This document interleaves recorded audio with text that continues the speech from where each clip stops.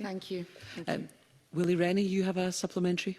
Thanks. Yeah, I mean, I've remarked on this before. I'm just astonished that all of this is very managerial. I mean, the college sector has been cut for year on end. The college places have been reduced significantly for years. Yet the presentation you give this morning is very managerial and almost accepting of the position. I can't understand why you're not more angry. And secondly, what are you doing to persuade the government to change its mind on funding levels? Derek first, then Sue, perhaps then Anne. Certainly, I wouldn't use the word angry. Certainly frustrated, professionally frustrated. I'll perhaps go back to the point I was making about the 25%. This is the reality now of moving forward. In the past, we have been talking about mergers and regionalisation efficiencies have been accommodated over the years. It has reduced the workforce. It makes it more difficult to be innovative. It makes it more difficult to progress. I think there was mentioned before about micro-credentials, for example. That's a really, really important element. We are really struggling to be able to free up staff just monetarily. Yes, I'm speaking very functional terms there, but there is potential. Well, it's not potential. There are consequences to what we're actually talking about here. And the biggest picture I can paint is, in our minds, is our projections are saying by year 5, 25% of the workforce will have gone. And again, without going into the detail, that puts stress. The first areas that will come under stress are courses that are not, in a business sense, in a model, efficient, regardless if they're effective or impactful. So I've got to balance up to what's socially impactful and what's affordable and so on. And I'm very, very, very concerned of being forced down a road that I need to make decisions that I do not agree with or I don't want to make professionally and have that impact.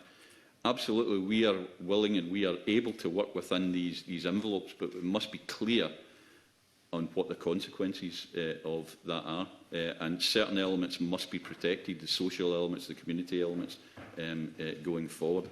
But it is an incredibly difficult position. Now, I know technically a public body cannot become, my understanding, cannot become insolvent. However, colleges could be put in a position where they're driven towards that, and the only alternative, is to be clear, is the reduction in staff. If I go back, I think it's mentioned by the Auditor General about the proportion of staffing funding which has increased year after year after year, and it's stated it's 70% of income, I think, on average. To clarify that, that's 70% of total income. However, for most colleges, I think I'm correct in saying for most colleges, certainly for my own college, it's actually 80% of what I would refer to as accessible income or revenue, because not all that revenue that's quoted as 70% of is actually accessible. For example, some of the student support funding, some of the childcare, we're simply custodians of it.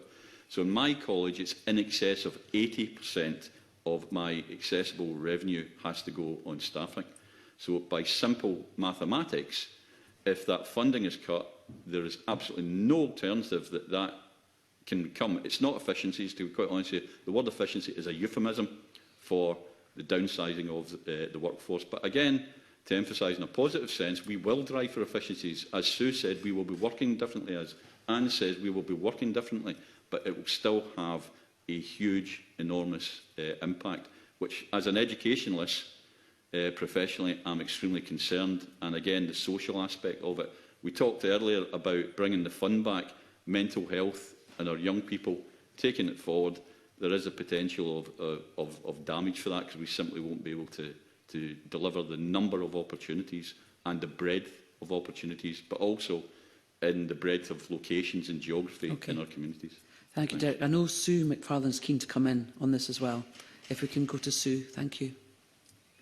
Thank you. Just directly, it sounds as though I'm not directly answering, but I am.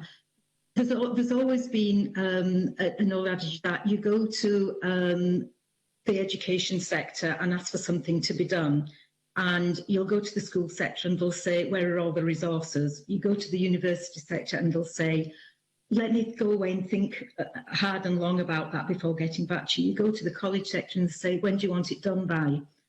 So in some ways, Mr. Rennie, we are very angry, but we're victims of the fact that we just get on with it and we find solutions and we move forward. And I think that's what the college sector has been doing. We work in the constraints and we do the best that we can for our learners.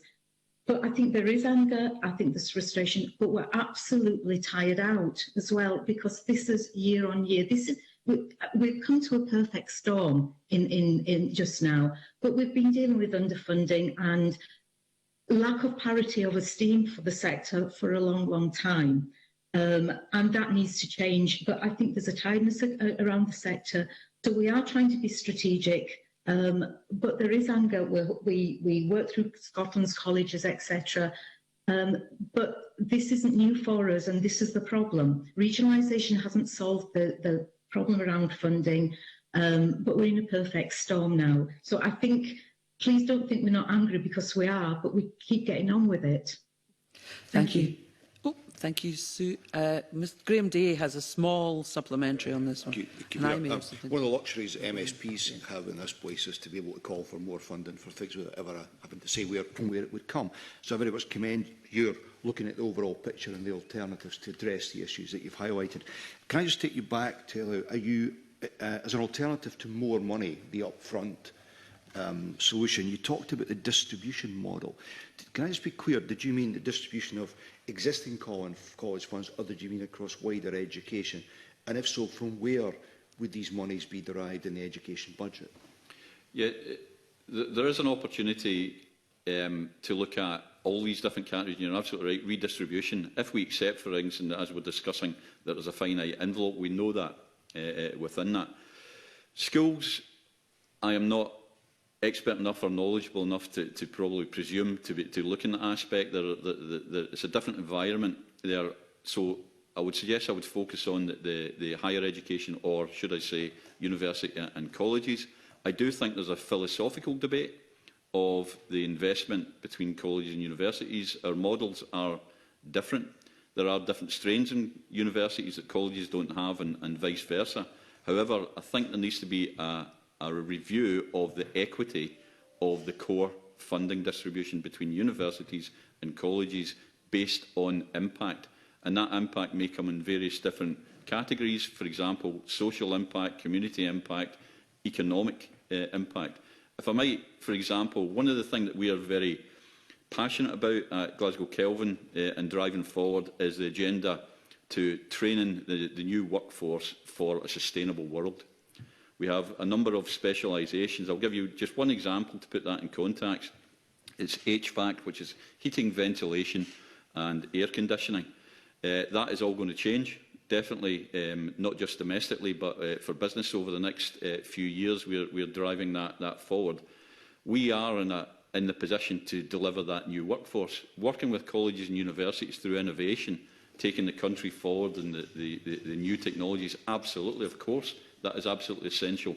But in my mind, we're losing focus on what we will need to establish is a large group of highly trained individuals to deliver the new needs of the workforce going. And we are absolutely well positioned to do that. So again, redressing and re-looking again about that distribution between university and college. I would say that between college and school, is a much more complex discussion, and schools are a much more complex and different debate involved there. But however, I'm sure members have seen disparity per head of funding between schools, colleges and universities. I won't quote it off the top of my head because I can't do that, would be inappropriate of me, but it's quite startling. Thank you.